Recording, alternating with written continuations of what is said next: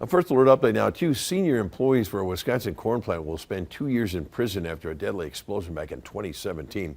50-year-old Derek Clark of Waunakee and 45-year-old Sean Messner of Reedstown are convicted of falsified records and obstructing an investigation at Didion Milling leading up to the explosion.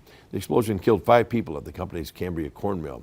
Didion Milling pleaded guilty in September to charges that its employees falsified records for years and agreed to pay over $10 million to the estates of the 5 workers who were killed.